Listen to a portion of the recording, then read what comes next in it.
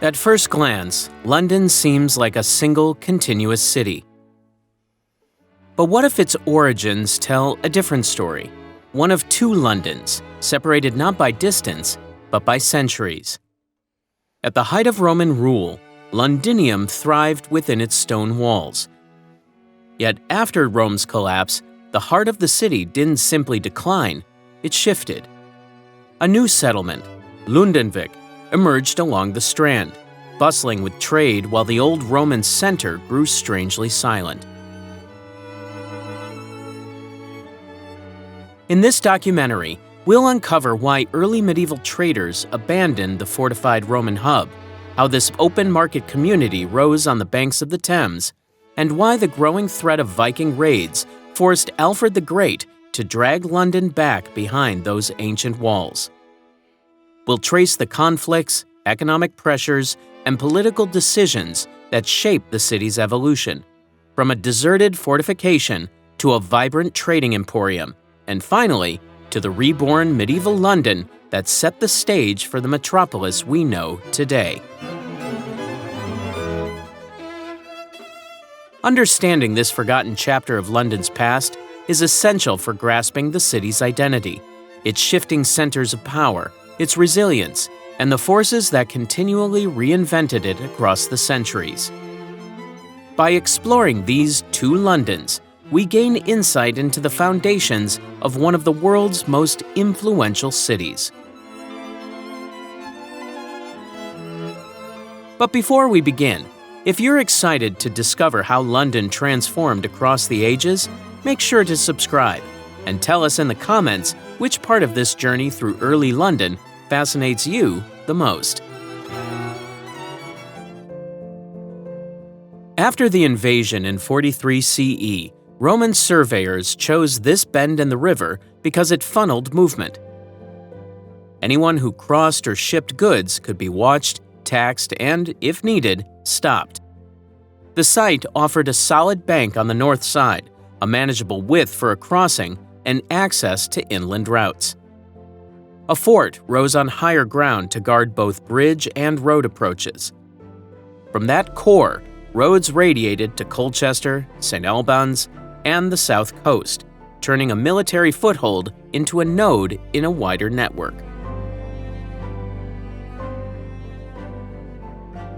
They built fast.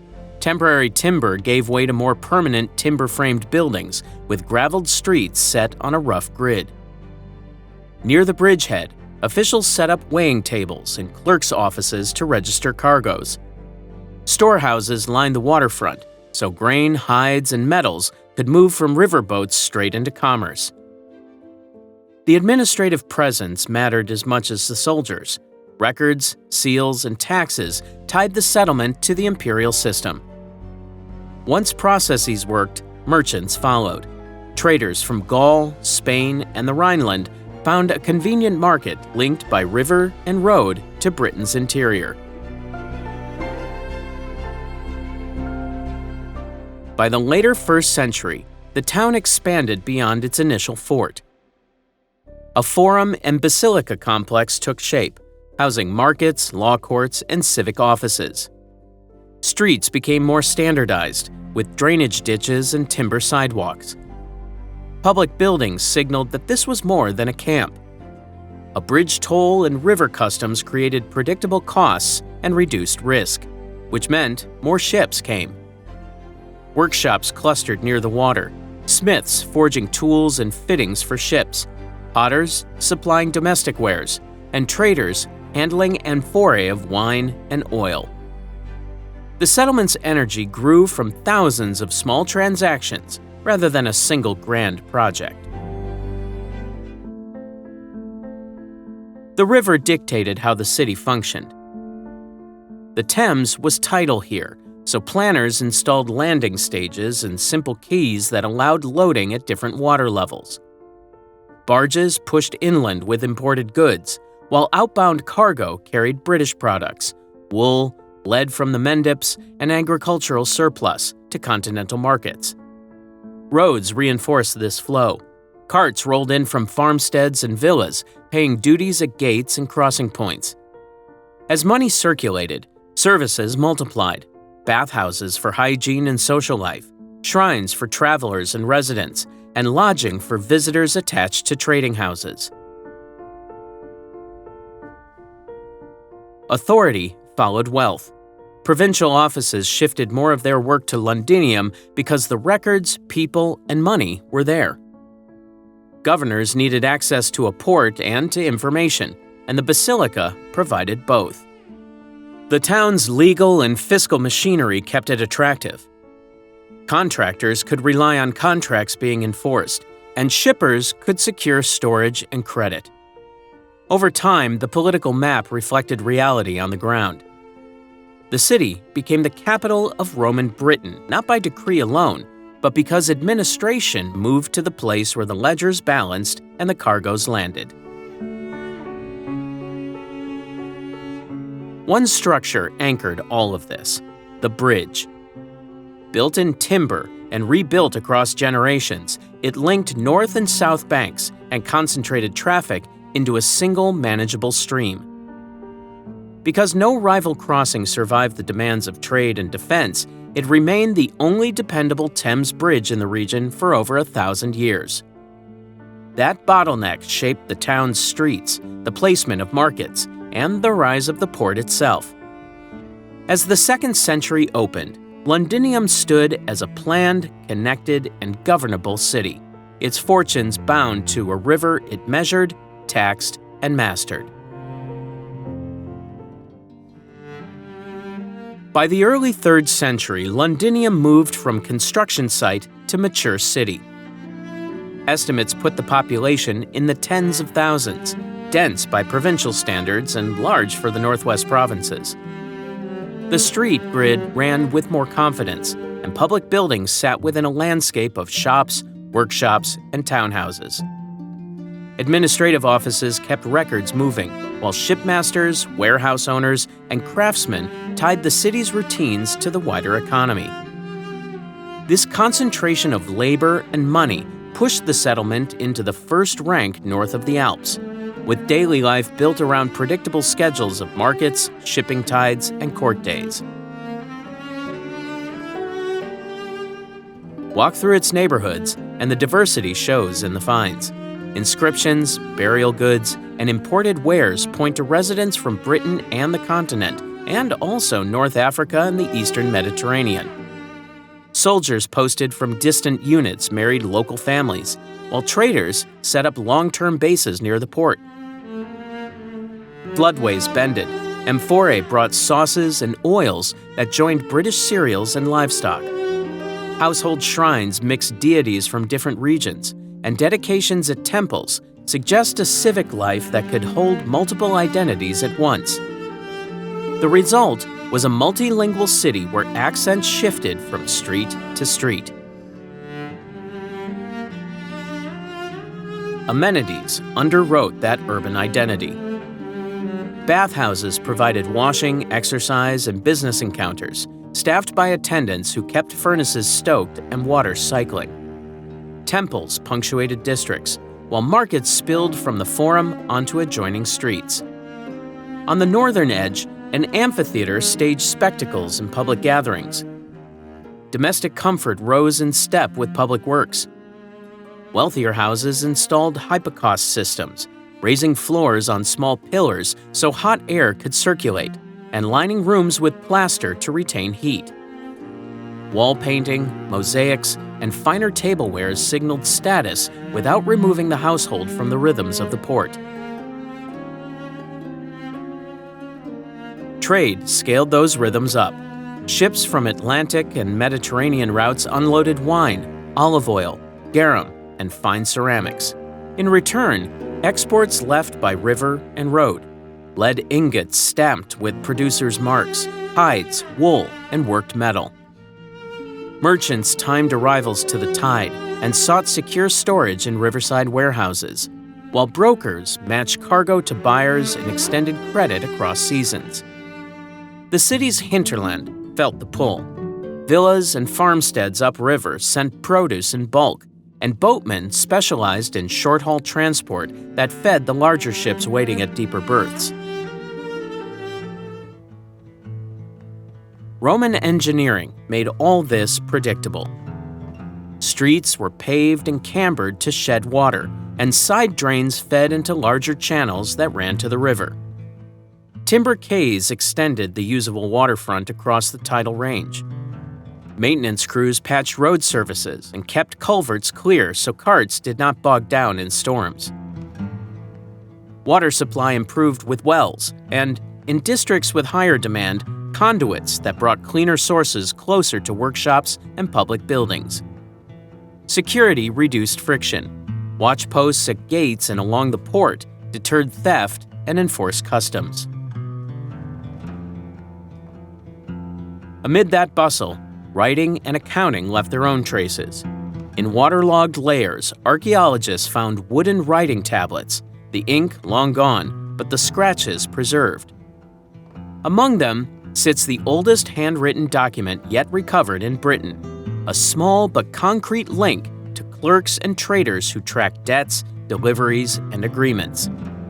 Those notes, combined with stable streets, reliable drains, and heated rooms, point to a city that had learned the logistics of daily life. Londinium in this period did not improvise. It planned, coordinated, and recorded, and that habit of organization made prosperity feel ordinary. When imperial officials withdrew, the administrative machine that kept Londinium busy fell apart. Warehouses split, quays rotted, and the forum's offices no longer mattered without tax collectors and garrison pay.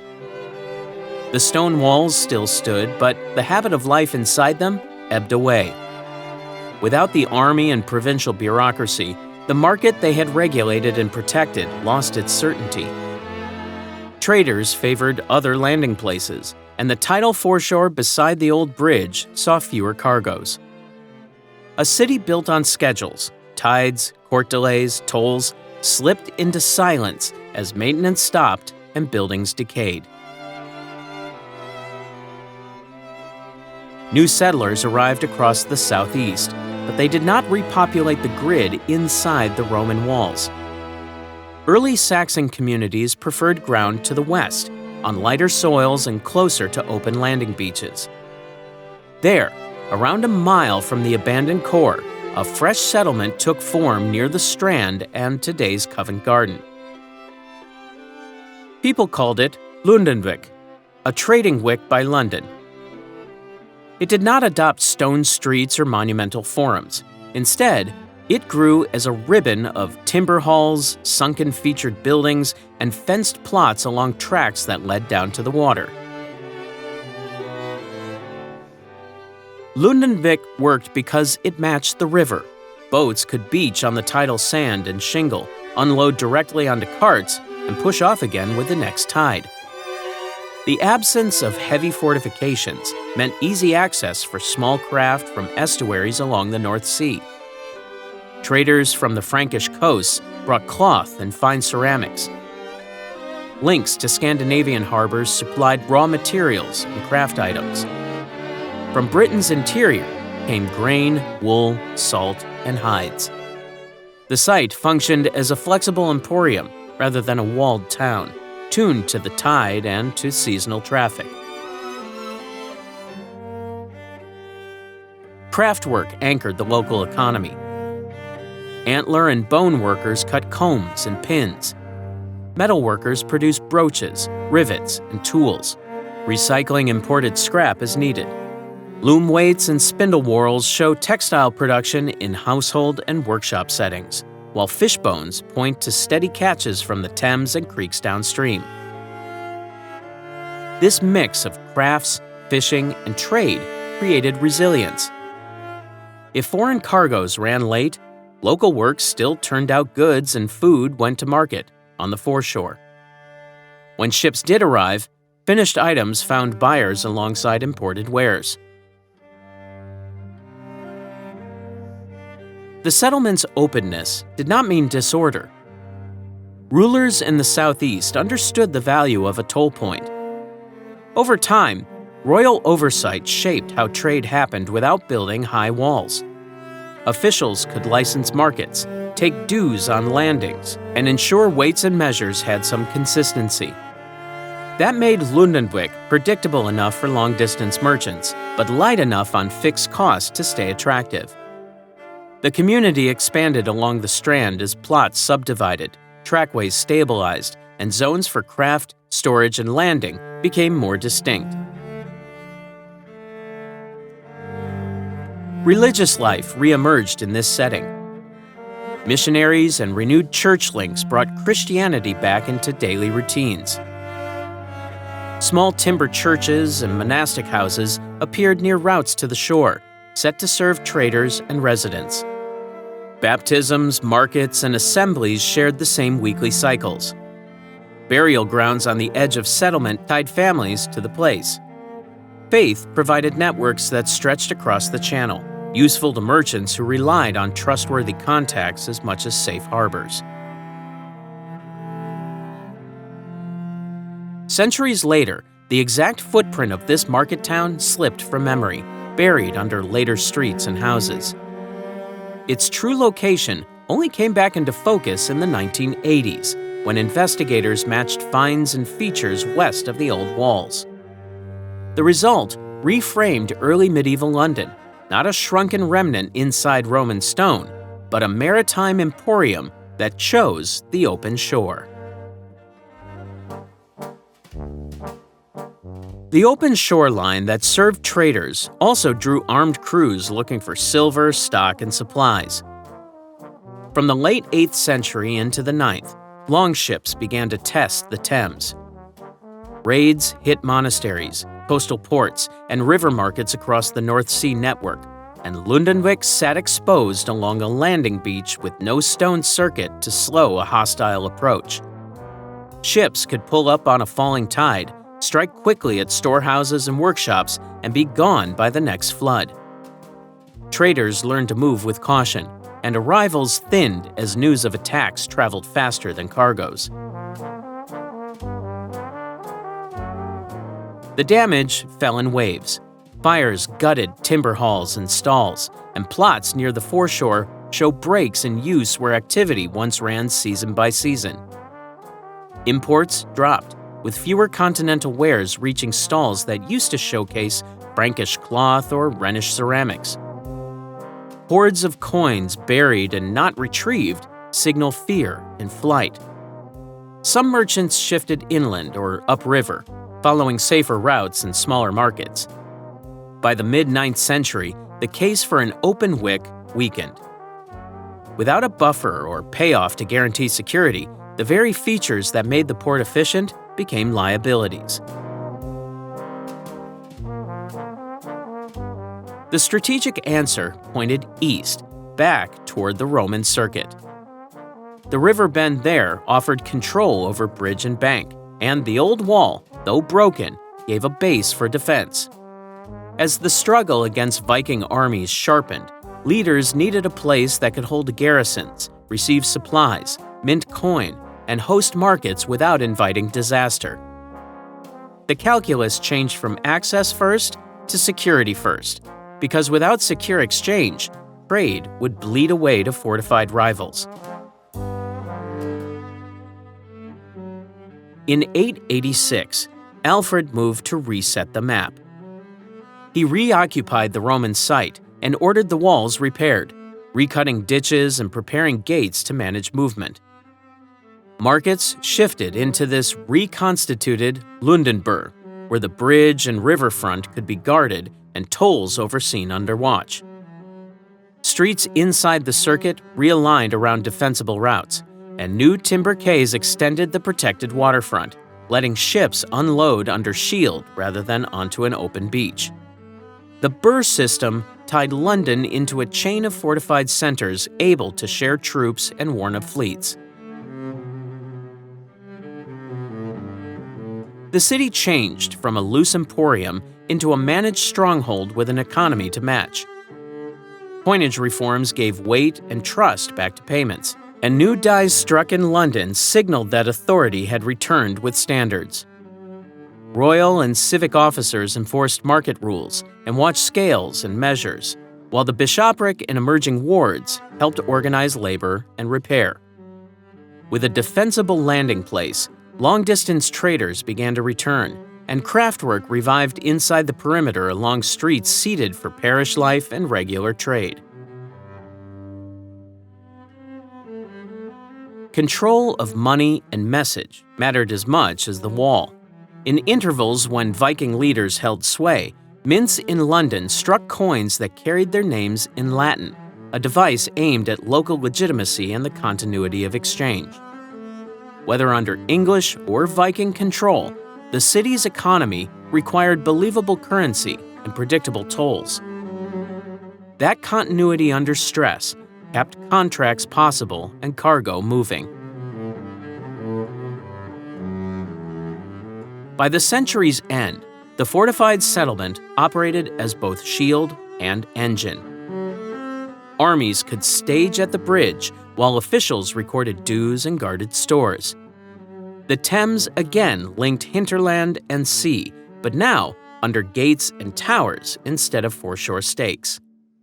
With the city's center locked behind repaired stone, conquest would increasingly play out through charters and offices before it arrived with new armies. Power shifted without a siege. After Hastings, London's magnates and bishops weighed their options and chose negotiation. They met William, offered submission, and cleared the path for his coronation. He accepted the city's central role and moved to secure it, not by burning gates, but by binding elites and controlling choke points. That careful approach let trade continue while authority changed hands, and it set the tone for how the Normans would govern a place where money, not walls, decided outcomes most days of the year. William then set Stone to work. On the east edge of the city, at the river's bend and near the bridge, crews raised a fortress that could watch the port, the road to Essex, and the heart of the city. The White Tower's mass announced new power in a language everyone understood. Timber palisades and earthworks framed early phases, but the stone keep fixed a permanent mark on the skyline and the map. Garrisons inside policed the waterfront, guarded stores, and gave sheriffs a base from which to enforce customs and collect dues. With royal attention came people. Court sessions, councils, and clerical offices created steady demand for lodgings, scribes, translators, goldsmiths, and armorers. Monastic houses gained patrons and land, anchoring learning, charity, and record-keeping. Markets near the bridge and along Thames Street thickened with stalls selling imported wine, spices, and fine cloth, while suburban strips beyond the walls filled with workshops. The river pulled in hulls from Rouen and Bayeux, and the roads fed carts from the home counties. London's role as a clearinghouse for taxes and royal finance drew Italian and Flemish merchants who could extend credit and manage risk across seasons. Government tightened in recognizable ways. Royal sheriffs, court reeves, and later the mayor coordinated tolls, watched measures, and kept order in wards that persisted from earlier arrangements but now answered to Norman authority. Early charters affirmed liberties for citizens, freedom from certain tolls, consistent legal processes, and rights of inheritance, because reliable rules encouraged investment. Guilds formalized dues and training, while the hustling court recorded property transfers in a forum that blended custom with royal oversight. The city's own officers negotiated with the crown as stakeholders, not as subjects on the margin. Streets and skylines reflected the shift. Stone replaced timber in high-status buildings, with Romanesque arches and vaulted undercrofts supporting shops at street level and storage below. Property lines adjusted around new precincts. The tower's liberties, monastic closes, and the bishop's holdings altered how lanes bent and where gates stood. Yet older layers remained visible. Roman and Saxon alignments still guided routes, and the bridge kept concentrating traffic. The result was a hybrid fabric. Norman masonry fused onto a street plan that remembered Roman grids and Saxon tracks. The key fact sits at the start. William never put London to the sword. The city's leaders opened the door and effectively invited him to rule. That decision preserved wealth and skills that might have gone up in smoke. It also bought leverage. By cooperating, Londoners secured privileges that helped them scale trade and self-govern under a watchful crown. From that bargain, a pattern hardened. The monarch supplied protection and access, while the city supplied money and administration. The White Tower's shadow lingered over both, fixing royal presence at the river's edge as merchants pushed London's reach across the Channel and into continental markets. By the early 13th century, London's streets ran on wool. English fleece moved from upland pastures to pack horses, then to London warehouses where brokers graded, weighed, and bundled it for export. The customs office at the river counted sacks and took dues that funded kings and wars. Ships cleared the Pool of London for Bruges, Dordrecht, and Italian markets, where English wool fed continental looms. These regular flows did more than bring coin into the city. They fixed London as the place where prices were set, contracts were sealed, and credit cycled with the seasons. When harvests faltered, merchants stretched payments.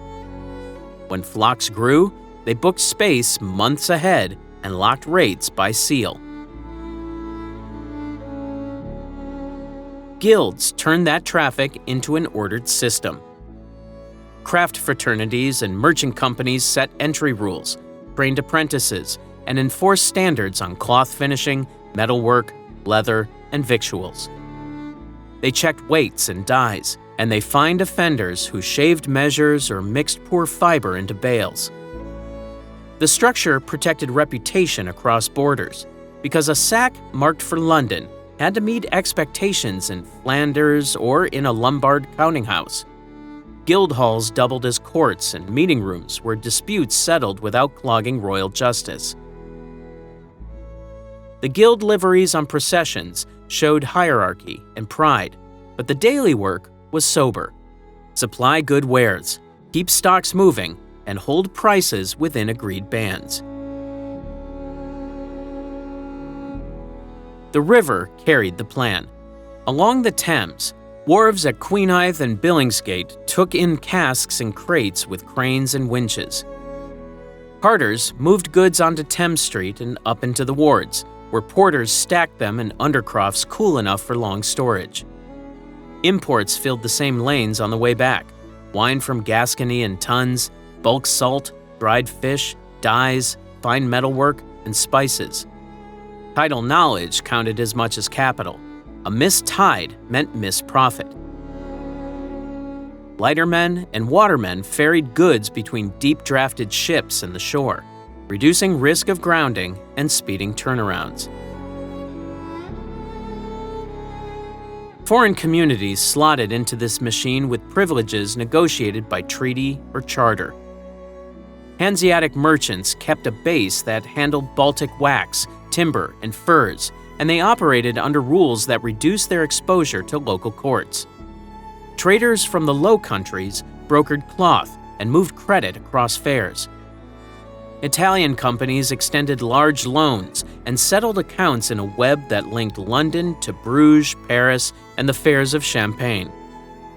Their counting methods and bills of exchange let cargo move even when coin ran short, and their notaries recorded deals that could hold up in multiple jurisdictions. Civic authority rose in step with commerce. The mayor's office grew from a role of coordination into an executive center that could bargain with the crown, standardize tolls, and police the waterfront. Ward aldermen kept muster lists, watched warehouses for fire risk, and organized night patrols. City courts recorded property transfers and debt assignments so investors could track claims over time. When the king needed loans, he treated the city as a partner, and in return, the citizens pressed for liberties that kept trade predictable. Independence came not as rhetoric, but as routine: the right to elect officers, the right to hold courts, and the right to keep customs within known bounds.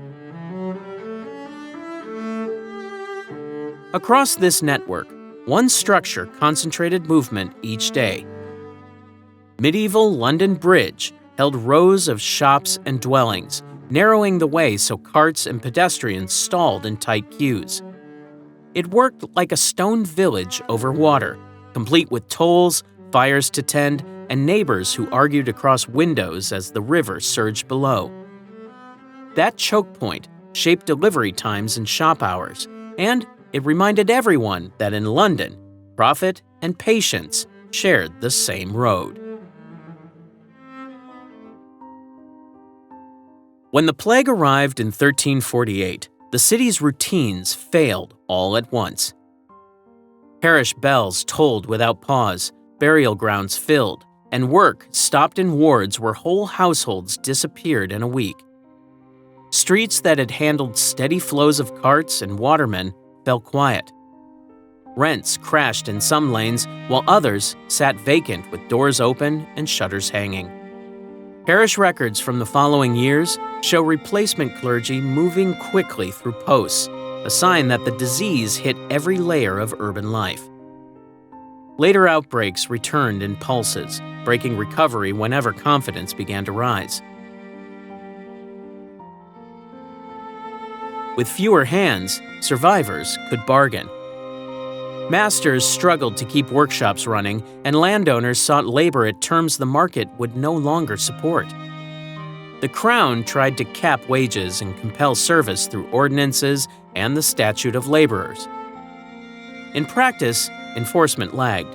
People moved to where rates were higher, and employers paid under the table to avoid losing skilled workers. Apprenticeship periods shortened in some trades, as masters pushed promising youths into production sooner. Women took on roles that had been closed or uncommon before, especially in textiles, brewing, and market retail, because households needed every earner. These pressures fed resentment. Taxation to fund war with France fell on communities already stretched, and officials who assessed or collected levies became targets.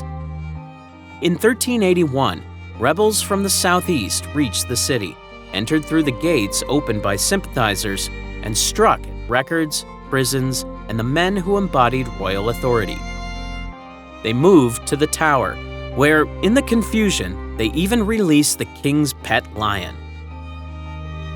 The episode exposed how porous civic order could be under stress, and how political conflict mapped onto a city still reeling from disease and wage disputes. Yet trade found channels again.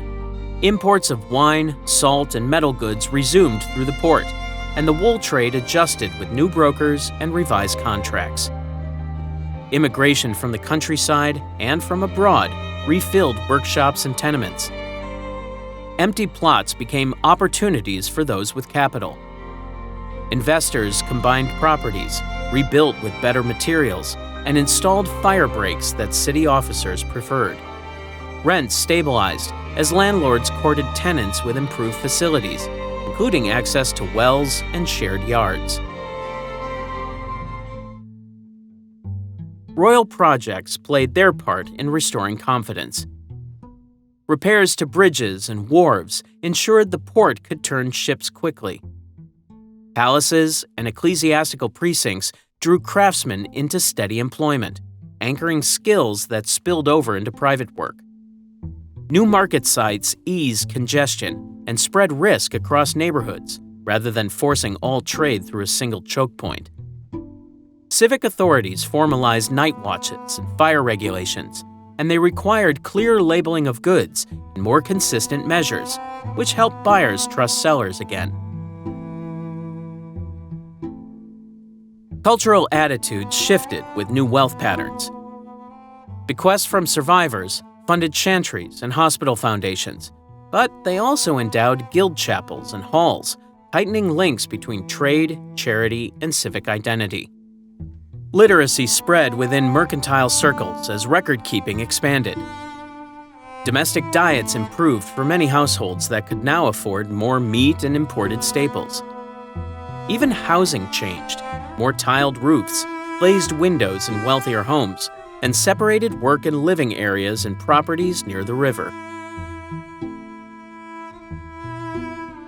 By the later 15th century, the city worked with a different balance. Capital sat in fewer hands, but moved faster through credit instruments and partnerships. Skilled labor commanded better terms, and migrants supplied energy to growing crafts. London's institutions, courts, guilds, port offices, proved they could absorb shock and set predictable rules again. That resilience set the stage for the next expansions driven by royal policy and overseas ventures.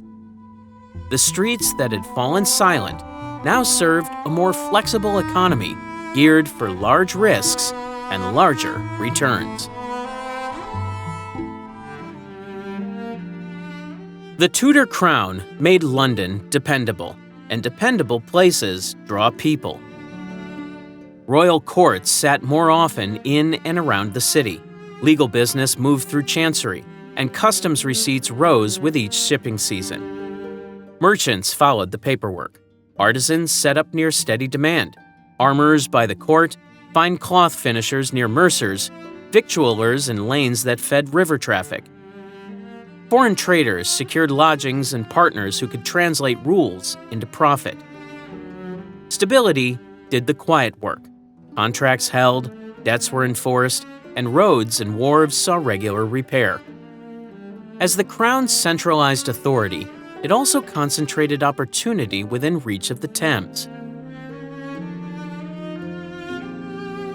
Population pressure showed in the street plan. Tenements subdivided, backplots filled with workshops, and new suburbs crept past the gates at Aldgate, Bishopsgate, and Holborn. The Strand tied the city to the royal palaces upriver, and houses lined that corridor to serve officials and suppliers. Southwark thickened across the bridge with inns, theaters later in the reign, and crafts that the city restricted within the walls. Parish maps add names through these decades because new chapels and wards followed people into fresh streets. Clean water and waste became civic headaches. Conduits stretched farther, and ward moats issued fines for dumping and blocked lanes. Then, the land market flipped. Henry VIII dissolved monasteries and religious houses, and great precincts, Blackfriars, the Greyfriars, St. Bartholomew's holdings, shifted from church to lay hands. Cloisters, gardens, and dormitories became plots for houses, counting houses, and small manufactories. Speculators bought long leases and cut new lanes through former closes, creating courts with mixed uses, workshops on the ground floor, chambers above, storage below. Hospitals and schools were refounded under civic or royal charters, keeping services alive but under new management. The city's map changed in months instead of generations, and officials scrambled to register titles and collect dues. Trade stretched outward. Investors and mariners formed regulated companies to reach new markets beyond the Channel routes. The Muscovy Company tested northern seas for a path to Russia, bringing back furs, wax, and naval stores, while learning to manage risk in ice and short seasons. Other ventures probed West Africa and the North Atlantic, setting patterns of joint stock, shared insurance, and long-term contracts for victuals and ship hire. Riverfront yards adapted with rope walks, pitch stores, and cooperages to outfit voyages that lasted months rather than weeks. Information flowed through counting houses and taverns where shipmasters exchanged routes, soundings, and prices. Religious change touched daily practice. Parish life shifted with new rites, English Bibles, and dissolving guild chantries whose endowments once funded candles and masses. Some fraternities reinvented as charitable companies, keeping training and mutual aid while dropping liturgical roles. Printers multiplied, issuing proclamations and polemics that citizens debated in shops and at the Paul's Cross pulpit. Authority spoke through royal injunctions, but enforcement still depended on ward officers and neighbors willing to testify. Conformity ran by deadlines, not bonfires. Missed fast days, slander, or illegal sermons could cost you trade as much as a fine. Court culture drew services into a dense cluster along the river.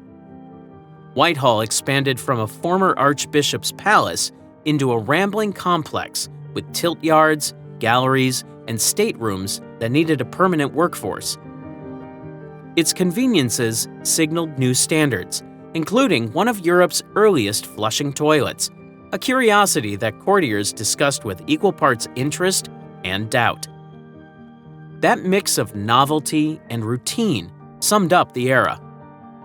A stronger crown, a wider port, and new streets laid across old cloisters turned London into a platform built to handle scale. More people, longer voyages, larger accounts, and ready to test a theater audience as easily as an Arctic wind. Growth jumped the walls. Under Elizabeth, districts like Shoreditch, Clerkenwell, and Southwark loosened the grip of ward officials and guild rules, giving artisans and performers room to work. Landlords carved gardens into play yards and tenements. Inns opened their courtyards to traveling players before purpose-built theaters took over. Parishes split and multiplied as people chased cheaper rents beyond the city line. With each season, lanes filled with joiners, scriveners, fencing masters, and musicians selling lessons or services on short contracts. The suburbs turned into testing grounds where a troupe or a printer could fail fast, try again, and find an audience. Theaters drew that audience in. The Rose went up on Bankside, then the Globe, the Swan, and the Fortune in the north. They sat outside the city's jurisdiction, near inns, bear-baiting rings, river stairs. Timber frames, thatch or tile, and open yards allowed a cheap standing place for apprentices, while galleries took wealthier spectators. Plays ran in daylight, so companies timed shows to tides that carried crowds across the Thames. Stage business worked like a craft shop. Shareholders bought scripts, paid actors, and recycled costumes. If a title sold, they revived it. If it stalled, they commissioned a new one by Monday. Writers made London their workshop. A company needed fresh plots every week, so playwrights wrote for known stages and known actors. Christopher Marlowe brought fast, argumentative verse and stories that pushed ambition to its limits. William Shakespeare learned to build scenes that shifted pace and tone without losing a mixed audience. City records and court cases fed them, land disputes, merchant tricks, and foreign arrivals. Popular ballads, pamphlets, and sermons kept themes in circulation across theaters and pulpits. The exchange ran both ways. Lines from plays turned into street sayings, and street arguments found their way back into scripts. Printing grew in step. Presses clustered around St. Paul's Churchyard and the lanes off Fleet Street. Printers licensed plays, almanacs, proclamations, and how-to books. Stationers tracked rights, managing a market where a single sheet could sell by the hundreds. Literacy rose as apprentices and shopkeepers learned enough to follow bills, contracts, and news.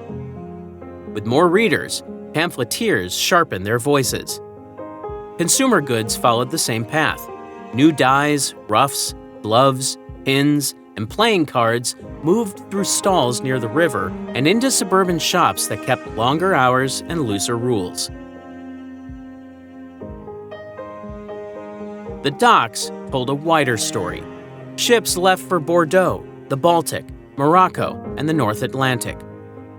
Crews carried cloth, tin, and finished metalwork out and brought back wine, fish, wax, sugar, and dye woods. Joint ventures spread risk across investors, while marine insurance, bottomry, and bills of exchange kept money flowing between sailings. Rope walks stretched along the river, tanneries supplied rigging leather, and coopers rolled casks to wharf cranes. Sailors carried news of winds, harbors, and markets that printers turned into guides and broadsheets. A voyage could last months. The port learned to plan victuals, pitch, and payroll over long cycles. Daily habits fit the growth.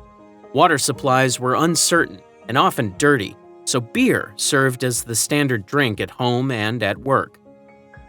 Estimates put consumption around a gallon per person per day, with small beer brewed weak for children and laborers. Alehouses doubled as hiring rooms, message boards, and credit points. In that steady hum, tides, matinees, sermons, and presses, London trained itself to handle crowds, noise, and novelty. The result was a city that could stage a play at noon, print it by week's end, and ship a barrel of hops to a distant port on the next fair wind. Growth pressed outward from the city into new districts. Early in the Stuart years, builders filled fields with brick terraces, galleried inns, and shops that faced fresh markets.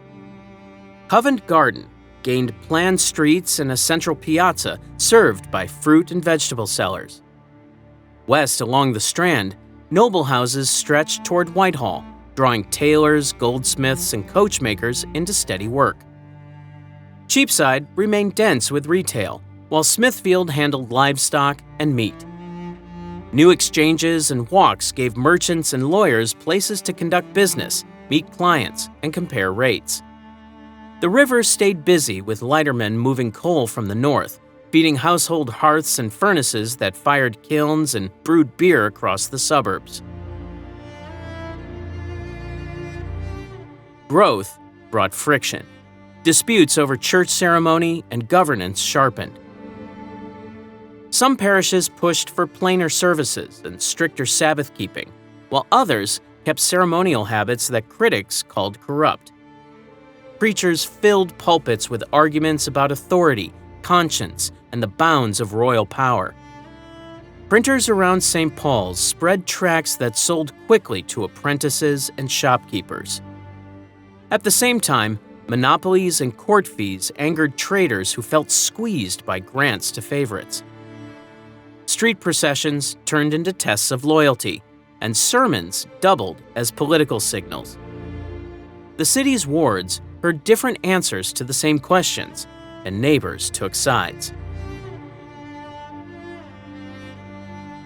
When war opened between the Crown and Parliament, London's scale decided the first moves.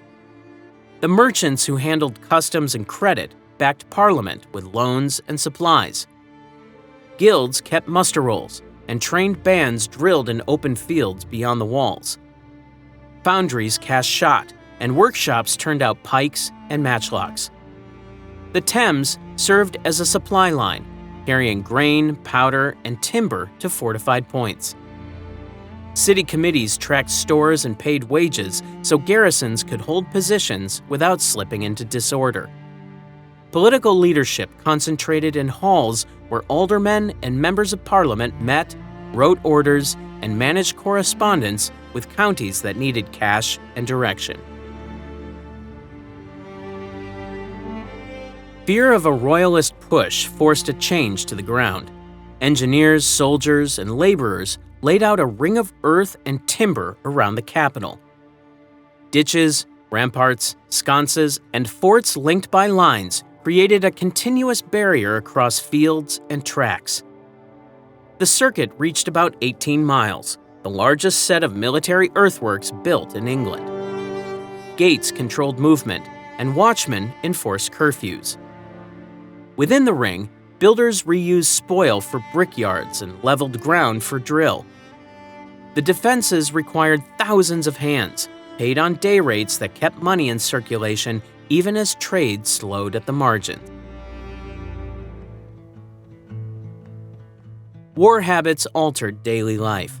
Street lights and watches expanded, tavern hours tightened, and parish officers reported strangers more often. Coastal trade dipped during blockades, so dealers leaned harder on inland supplies. Coal still arrived in quantity, keeping workshops active, but luxury imports saw gaps that affected goldsmiths and cloth finishers. News became a commodity. Corantos and newsbooks sold out as readers followed sieges, treaties, and debates. Coffee and tobacco appeared in more shops, adding small routines that survived the conflict. Families hedged risk with multiple apprenticeships and diversified stock, a pattern that would outlast the war. By the late 1650s, these pressures had reshaped civic culture. Account books, audits, and printed ordinances normalized the idea that officials answered to public scrutiny. Property deals and poor relief ran through more formal procedures, and ward officers learned to work with committees and commissioners. The city kept its trading core but gained habits of oversight and record-keeping forged in scarcity and danger. When peace returned, those systems did not dissolve. They redirected energy back into building, finance, and dockwork, ready to handle shocks that would arrive by disease and flame in the next decade. The year 1665 broke the city's routines first by disease. The bubonic plague moved through parishes in waves, and weekly bills of mortality climbed until they overwhelmed the space in churchyards. Households marked infected doors, searchers recorded causes of death, and watchmen kept guard on shut houses to stop movement. Those who could leave, left, taking carts of goods into the countryside or upriver. Workshops closed when masters and apprentices sickened, and markets ran thin as buyers avoided crowds. Carriers slowed delivery, not from orders at first, but from fear and the lack of hands to load carts. Coal still came, but fewer stalls were open to sell it.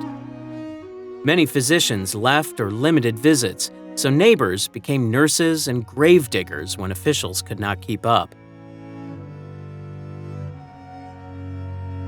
Public order tried to keep pace and fell behind. Orders banned plays, fairs, and large gatherings, and parish officers tracked the sick as best they could. Trade slackened on the river, as lightermen refused risky trips into densely hit wards. Money changed hands less often, and credit stretched between suppliers and shopkeepers who could not clear their accounts while streets emptied. Worship, courts, and guild meetings all shifted schedules or stopped. Food supplies dipped when sailors or carters avoided landing at wharves with high death counts. The sounds of the city thinned to carts for the dead, bells, and calls between watchmen. As mortality eased in 1666, people drifted back, hoping for a return to steady work. That rhythm ended on a hot, dry night in early September when flames started in a Pudding Lane bakery. Stored timber, pitch, and close-packed houses fed the fire. A strong wind drove sparks across lanes and over the riverfront. Narrow streets, jettied upper stories, and thatch or old shingles turned one roof into 10 roofs in minutes. The city's firefighting tools, leather buckets, pumps, hooks, worked if used early, but hesitation about pulling down houses to make fire breaks cost time, and time let the fire cross lines that were hard to reopen. The blaze ran along Thames Street, finding warehouses full of oil, hops, tallow, and spirits. The heat rose enough to warp iron and burst casks. Crowds dragged furniture to churches and quays, only to see those stores catch later as the wind shifted. Barges ferried households and shop stock away between showers of ash. Orders finally authorized demolition to slow the front. Gunpowder crews blew gaps where hooks could not reach. Even then, embers carried far, and new blazes started behind the lines. Days passed before the wind dropped and the fire breaks held. When the counting began, the loss ran across parishes and trades. Thousands of homes were gone, together with shops, guild halls, and many churches. Medieval lanes vanished under ash and rubble, and so did records, tools, and stock that anchored small businesses. The fire burned with such heat that several church bells melted into pools of metal on their floors. People who had survived the plague now slept in tents, sheds, and boats, guarding piles of goods they had saved at speed.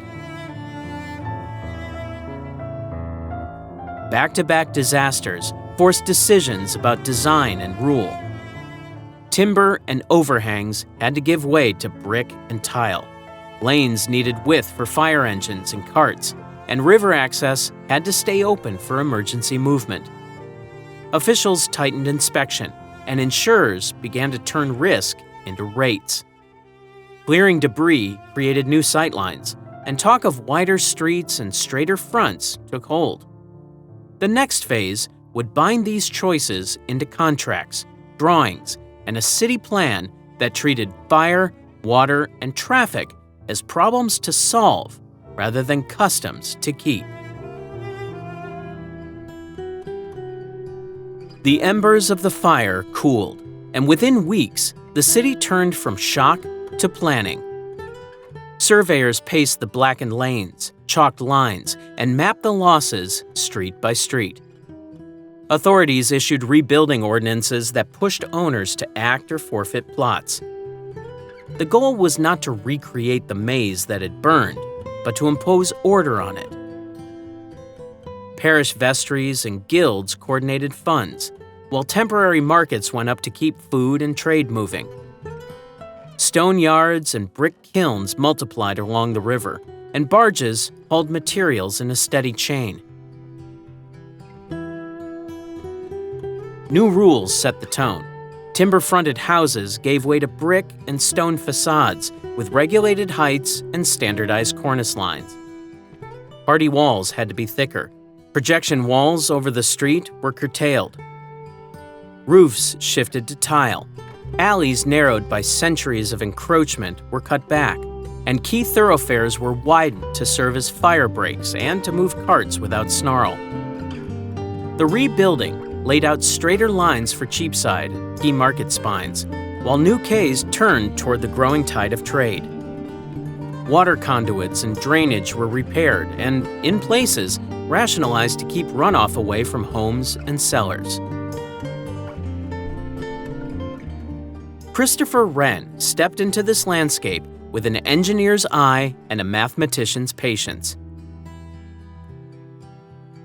He produced grand civic plans, grids, piazzas, broad avenues, but the city, tangled in property rights, kept its ancient footprint. So he worked plot by plot. He designed a network of parish churches to replace those lost, each scaled to its ward and site, with towers that became neighborhood markers. The program gave London a skyline of spires and domes that guided both worshippers and wayfarers through the rebuilt streets. St. Paul's Cathedral embodied that ambition. Its dome rose from a forest of scaffolds, ring by ring, using a structural system that layered inner and outer shells over a brick cone. Craftsmen trained on the job, using Portland stone, casting iron cramps, and raising timber centering that could hold the curve as the mortar set. The building became a school for a generation of masons and carvers, and its completion sent a clear signal that the city's heart was not only restored, but reimagined at a different scale. As walls rose, daily life reassembled itself in new rooms. Coffee houses multiplied near markets, the exchange, and the courts. For a penny, a clerk could sit beside a shipowner, read the latest notices, and trade news about convoys or grain prices. Debates drew mathematicians, physicians, and pamphleteers into the same rooms as aldermen and brokers. Some houses specialized, shipping here, law there, the latest scientific demonstrations down the lane, until routes formed in people's heads between addresses and subjects. These rooms acted as bulletin boards, hiring halls, and debating chambers all rolled into one, and they stitched the city's thinkers to its traders in a daily rhythm. Insurance, marine finance, and rebuilding loans took shape in that environment. Builders needed credit to buy brick and pay wages. Merchants needed cover for cargoes moving through wartime seas. With more predictable streets and sturdier buildings, warehouses consolidated, making inventories easier to track and tax. By tying risk, information, and space together, the city lowered the cost of doing business, and recovery accelerated. The pace of construction carried dust into every corner, but it also regularized how London functioned. Fire hooks, leather buckets, and watches were organized at parish level. Street lamps appeared in clusters. Signboards grew more orderly as officials pressed for clear sightlines. The city learned to live with rules that could be enforced on an urban scale, and those rules made the next phase of growth possible. The cranes and scaffolds of Wren's age gave way to measured brick terraces and planned squares. Developers laid out new estates on former fields, setting houses around open lawns with iron railings and straight crossings that cut clear lines through the city. The geometry was deliberate: long vistas, uniform facades, and regulated heights that reduced fire risk and eased movement. Streets broadened to handle carriage traffic, and new bridges linking the expanding North Bank to growth on the south side. Builders used leaseholds to control appearance over decades, so corners matched, cornices aligned, and door cases repeated in disciplined runs. The result was a city taught to hold its shape. That order aligned with a wider shift in thinking. London became a magnet for experimenters and readers. Instruments sold in specialist shops, telescopes, air pumps, sextants, fed a market for demonstrations and practical learning. Printers spread pamphlets, almanacs, and periodicals that carried debates between natural philosophers, physicians, and engineers. Salons and lecture rooms filled in the evenings, where paid tickets gave access to a mixture of instruction and showmanship. Shipping clerks learned navigation mathematics, apothecaries compared remedies and case notes, surveyors refined techniques for mapping drainage and property lines. The same appetite for method showed up in accounting, insurance, and actuarial tables. Cultural life scaled with the streets. Theater companies moved into purpose-built venues with deeper stages, better sightlines, and more reliable lighting. Concert rooms seated paying audiences for subscription series, which created steady work for musicians and composers. Galleries and learned societies organized exhibitions that drew craftsmen and aristocrats to the same rooms, with models, casts, and specimens arranged in labeled cases. These spaces forged habits of public attendance, set hours, printed programs, and entry fees that made knowledge a civic routine rather than a private luxury. Trade linked those routines to distant shores. Docks along the Thames extended downstream, adding basins and bonded warehouses to store imports under controlled conditions. Counting houses clustered near the river so merchants could move from ledger to wharf without losing a day. Consular offices and brokers handled letters of credit, customs paperwork, and insurance for voyages that connected the city to Atlantic and Indian Ocean circuits. Postal schedules and convoy timetables synced markets to seasonal winds, so coffee, sugar, tea, and textiles arrived in pulses that determined prices and work patterns across districts. Government followed the money. Departments grew to manage customs, excise, and the costs of war, drawing clerks into an expanding administrative web. Courthouses and offices concentrated near Westminster and the city, where lobbyists, agents, and contractors learned to translate distant colonial reports into contracts, tariffs, and policy. That paperwork tied London's desks to plantations, forts, and trading posts, and it fed a cycle of expansion, taxation, and refinancing that kept capital flowing through banks and insurers. Refinement did not spread evenly. As terraces rose in Mayfair and Bloomsbury with their neat squares and clean water supplies, the eastern wards packed labor into subdivided houses, courts, and alleys. Tanneries, sugar houses, and breweries worked late, and the smoke settled over streets with little drainage or light. Rents climbed near employment, so families crowded into single rooms and took in lodgers. Parish records noted disease waves that tracked overcrowding.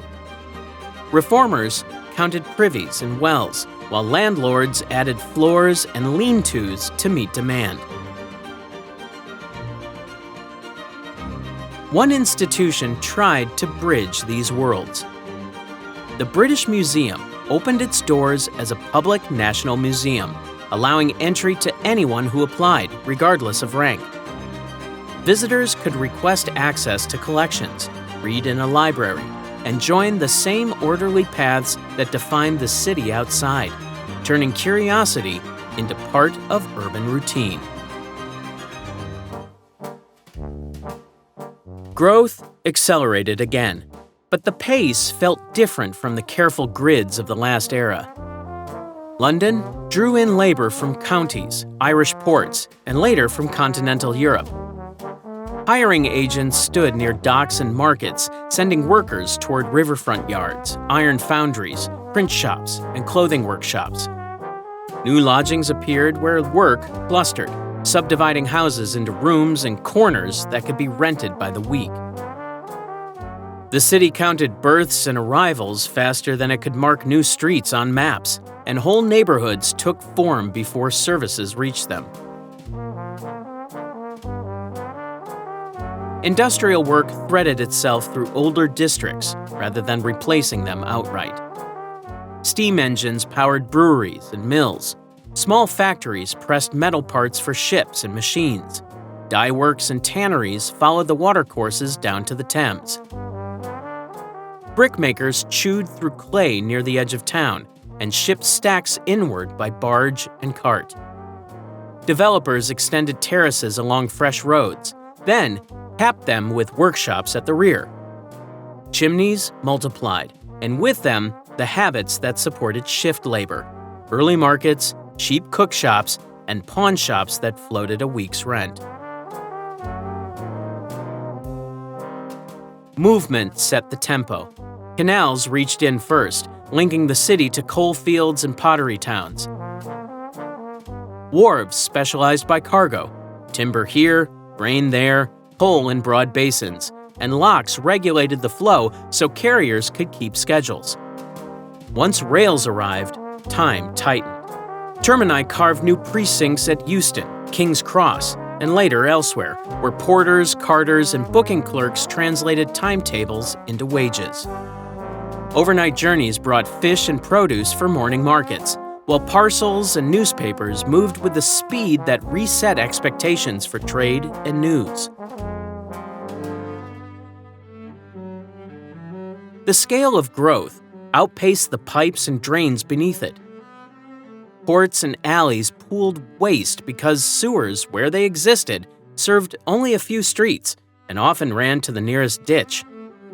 Wells stood close to cesspits, and outbreaks of disease tracked the map of cheapest housing. Smoke thickened the air, fed by coal stoves and furnace stacks that ran long into the night. River traffic added to the load as barges and steamers burned fuel along the banks. Reformers counted deaths, measured flows, and wrote proposals, but implementation lagged behind expansion. Even so, the city specialized. Shipwrights refined iron plate for hulls. Instrument makers supplied surveying and navigation tools. Publishers scaled up to print serial fiction and technical manuals in large runs. Banks and insurers learned to handle larger projects, pooling capital for docks, gasworks, and rail ventures. Accountants developed more rigorous audits, and stock jobbers learned to interpret a growing tide of company reports.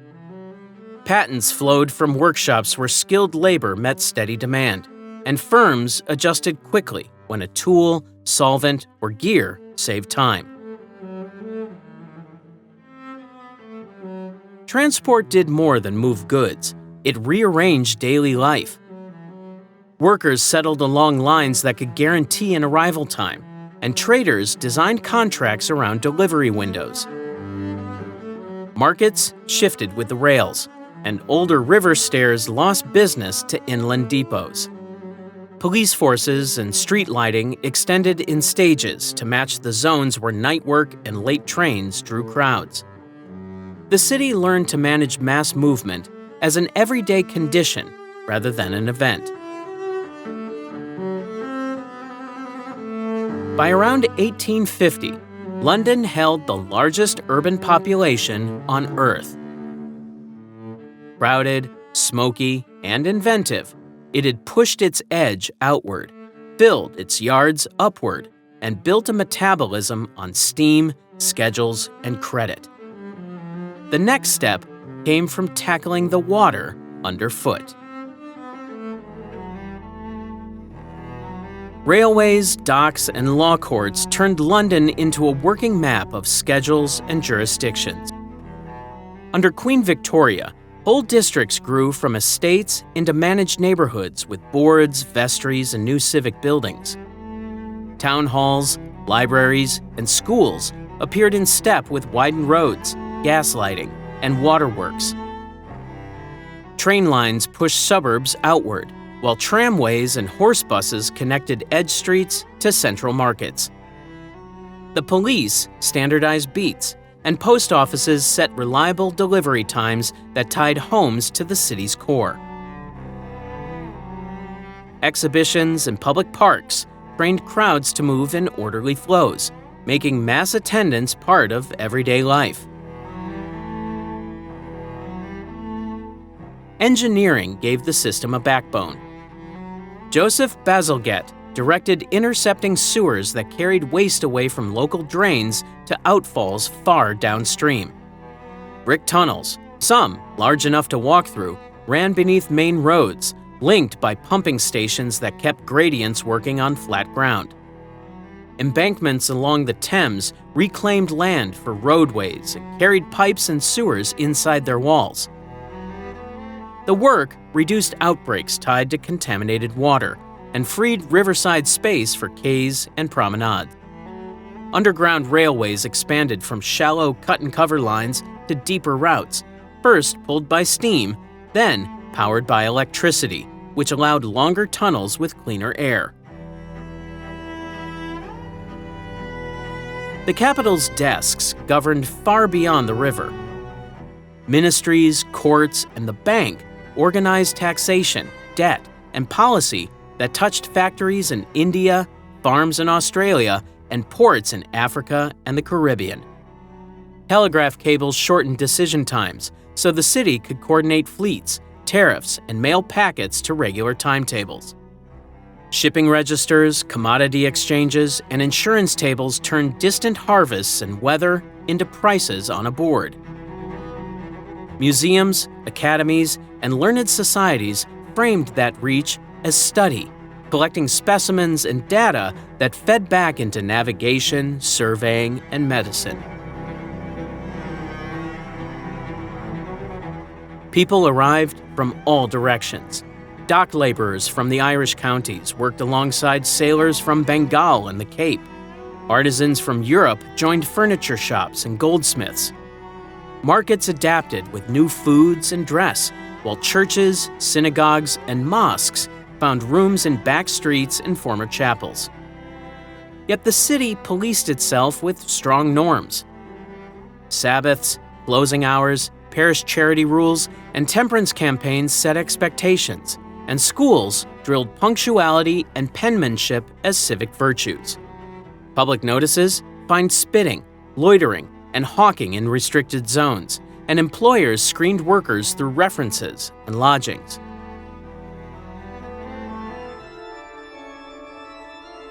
The map showed the divide.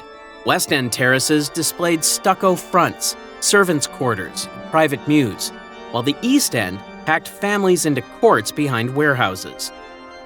Casual labor lined up at dock gates before dawn.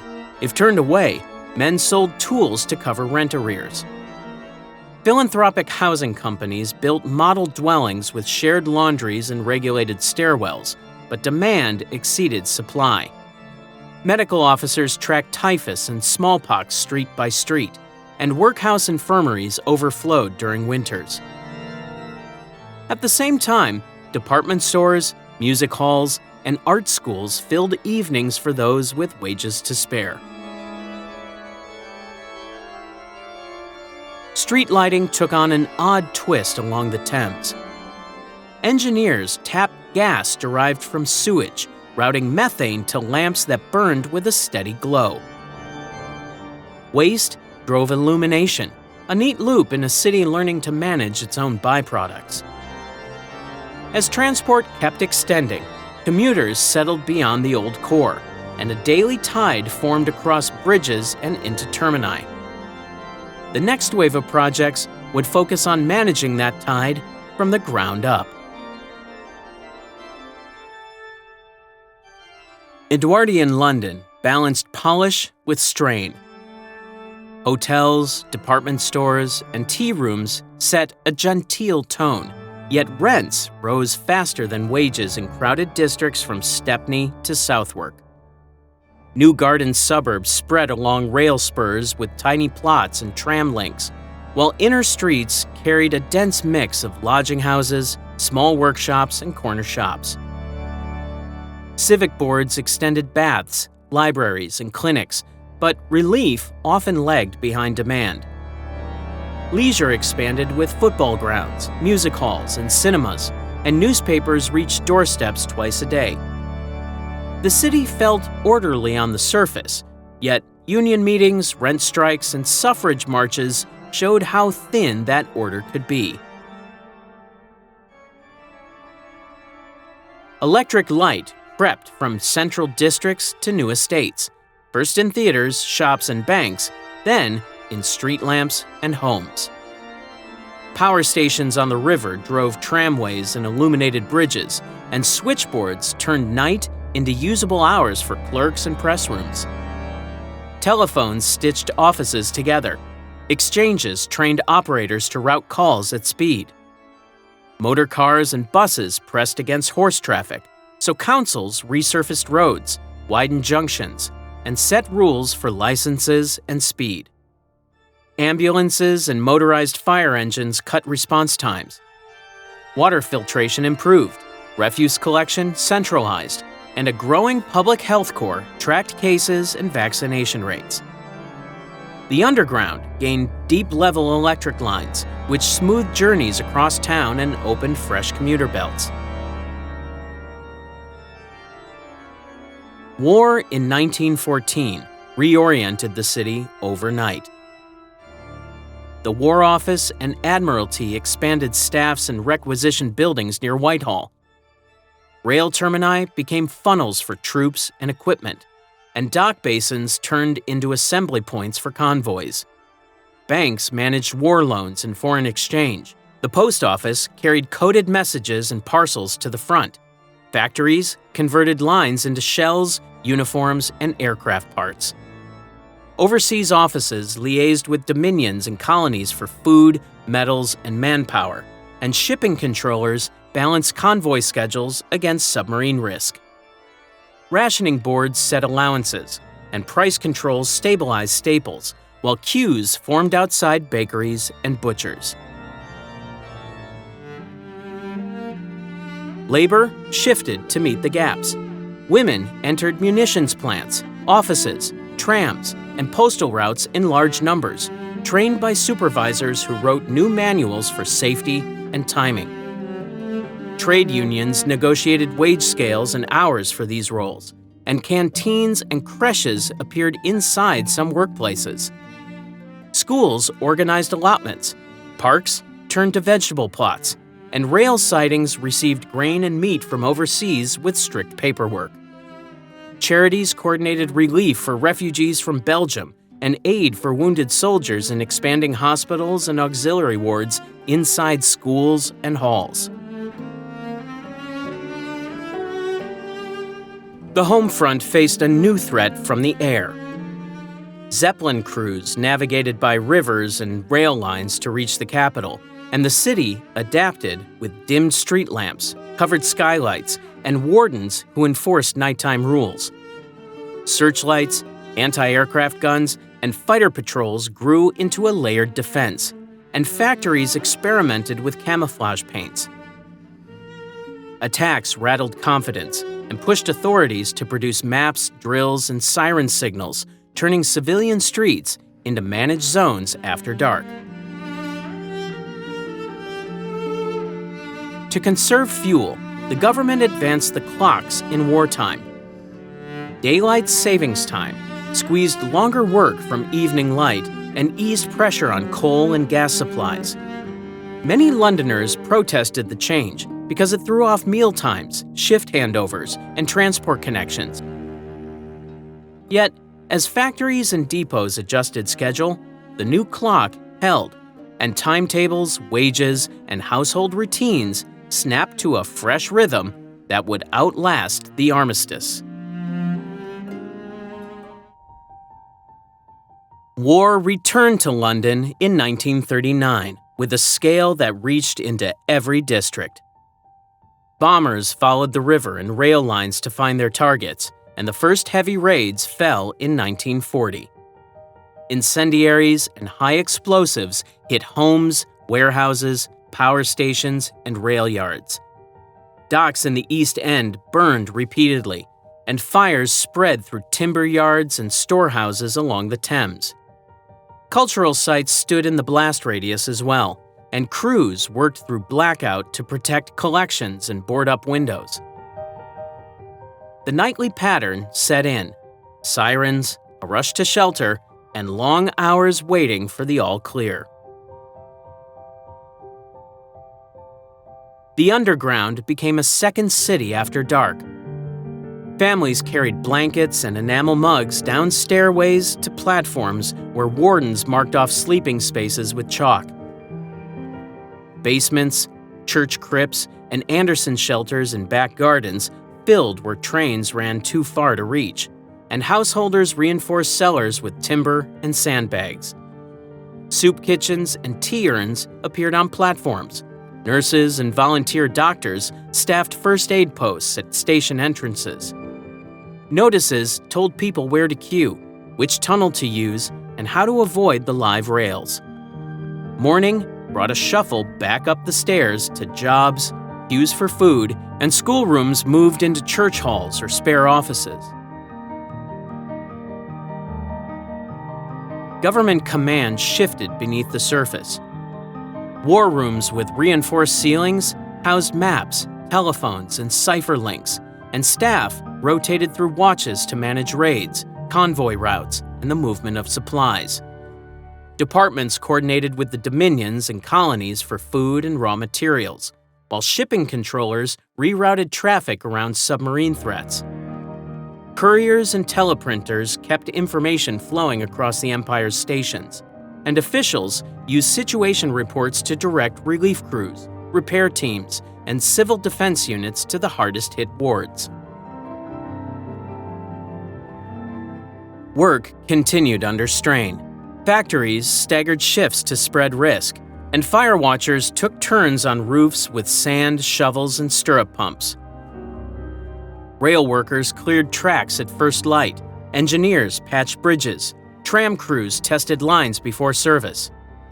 Shops reopened behind boarded fronts, markets set temporary stalls, banks ran skeleton counters to handle wages and remittances. Schools shared buildings and taught in short sessions to allow different groups through the day. Churches and community centers issued clothing and arranged billets for families whose homes had collapsed or burned.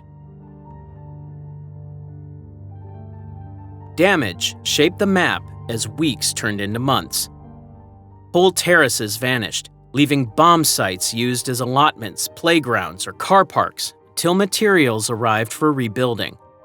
Some streets never regained their pre-war density, and later planners drew wider roads and new estates across gaps left by raids. Evacuation schemes moved children and some adults to safer towns, which shifted household patterns and emptied certain blocks at night. The combination of loss, dispersal, and new transport needs laid down the logic for post-war housing, ring roads, and relief routes. One landmark stood at daily risk. Volunteers formed watch teams on rooftops around St. Paul's Cathedral to spot and smother incendiaries before they could take hold. Their efforts kept flames from bridging across lead and timber, and the dome became a sign that the city's center still held. The existence of those teams stayed quiet for years, folded into civil defense records and private recollections rather than public ceremony. By 1945, London emerged battered but functioning, with a population used to blackouts, ration books, and an altered commute. The scars dictated future choices: stronger steel frames, wider streets as fire breaks, and estates spaced for light and air where courts once crowded. The next phase would turn emergency measures into long-term plans. London stepped out of wartime routines into a city-wide building site. Surveyors marked blast zones and unsafe terraces, and councils cleared rubble with salvage crews that sorted brick, steel, and timber for reuse. Temporary prefabs went up on spare land, giving families a front door, hot water, and a small garden, while long-term plans took shape. Planners drew new arterial roads and set aside space for schools, clinics, and shopping parades. Utilities rebuilt mains and substations in phases, and the telephone network restored exchanges damaged in raids. Rail bridges and river piers received repairs that allowed freight and commuters to move again. Daily life stayed tight. Ration books lingered for meat, sugar, and fats, and queues set the clock for many streets. Furniture shortages meant couples started homes with hand-me-downs and utility designs built to conserve timber. Coal remained precious in cold winters, so families heated a single room and cooked sparingly. Wages rose unevenly, and black markets pulled some goods away from licensed shops. Yet the rhythm of work returned in dock sheds, print rooms, clothing workshops, and the growing number of public offices that handled permits, benefits, and housing lists. The new welfare framework reshaped services. The health system unified hospitals and general practice under public funding, which steered patients through referrals instead of charity wards and fee payments. Midwives and district nurses expanded home visits, and child clinics monitored growth and vaccinations in a regular schedule. Education reforms extended secondary places and introduced school meals and milk, which stabilized attendance and health in poorer districts. Local authorities built new baths, sports fields, and libraries, spreading social services through neighborhoods that had lacked them. Housing set the skyline for a generation. Councils cleared courts and back-to-back rows, replacing them with estate blocks spaced for light and air. Modernist architects used concrete frames, balcony access, and standardized components to speed construction.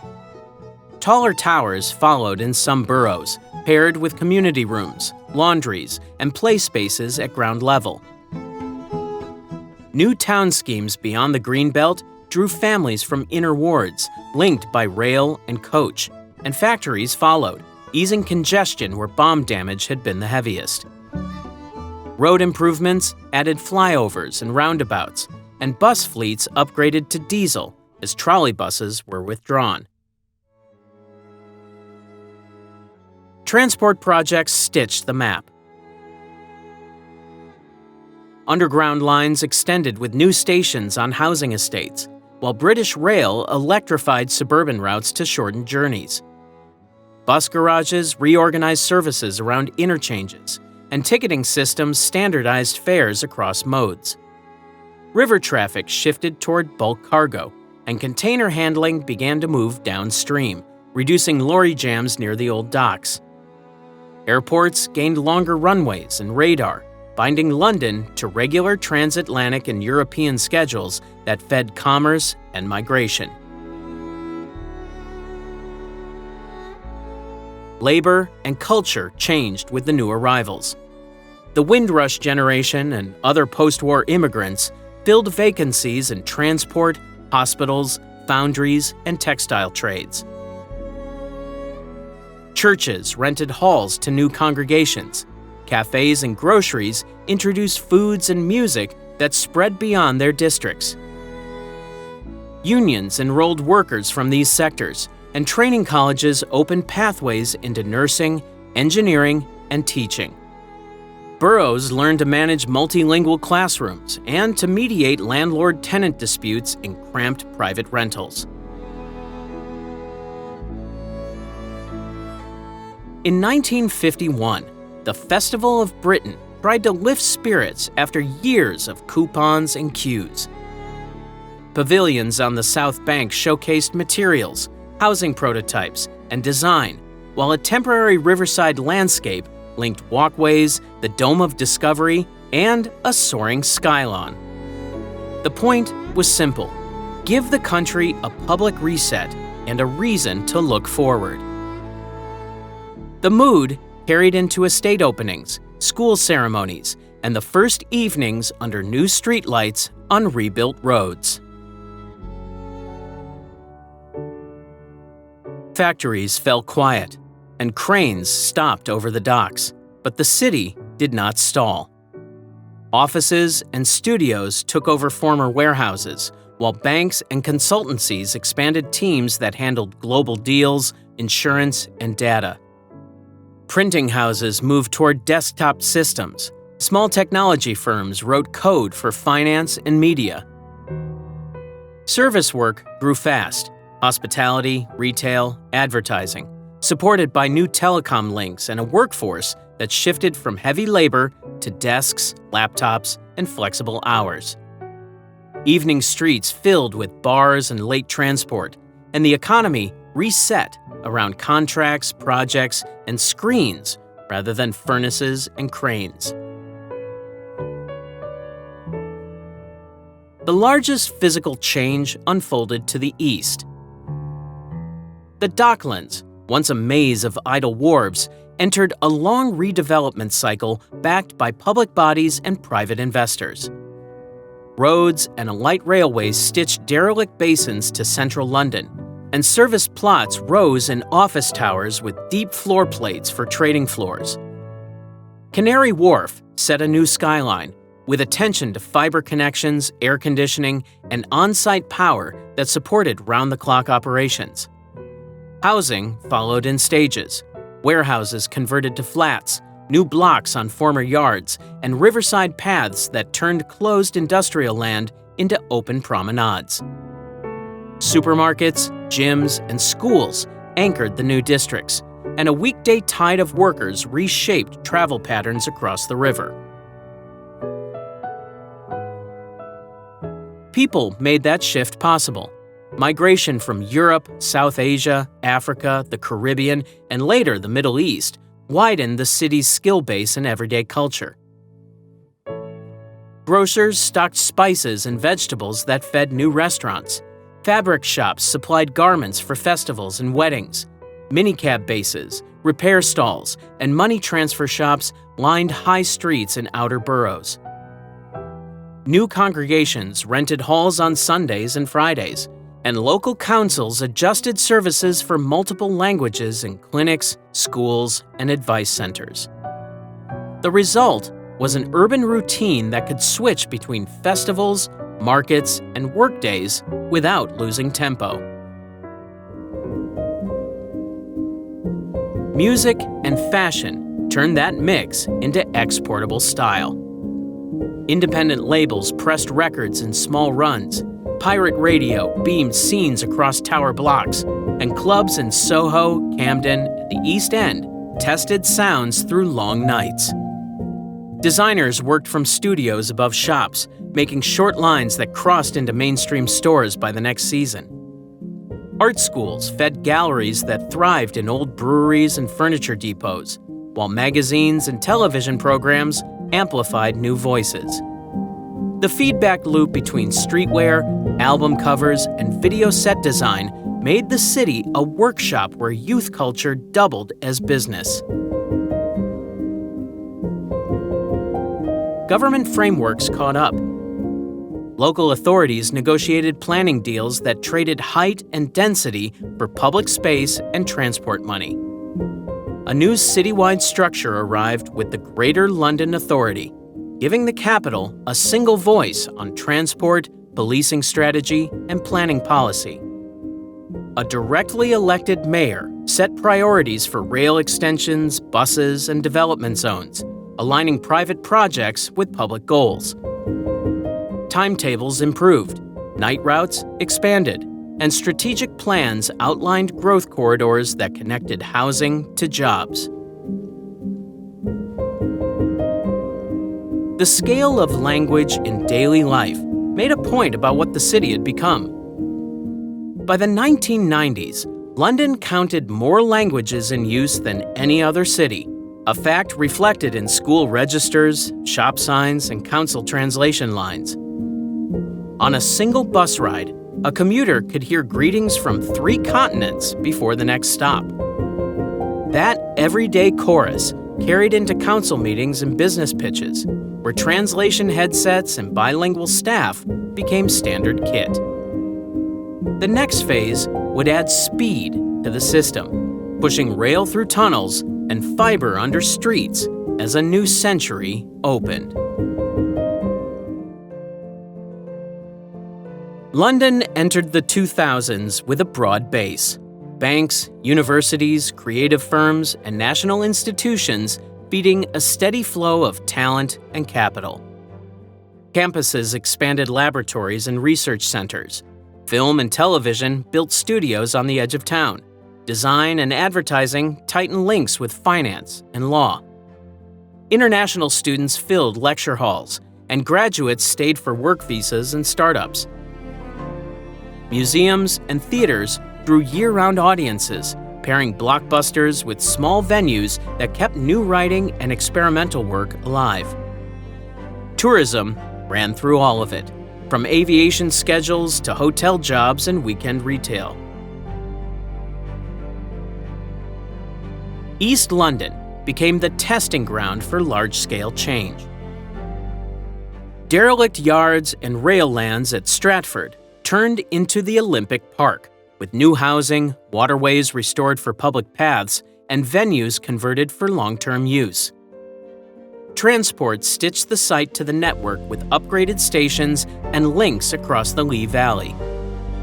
Private and public projects followed in adjacent districts, adding media studios, data centers, and campuses that leaned on improved fiber and power.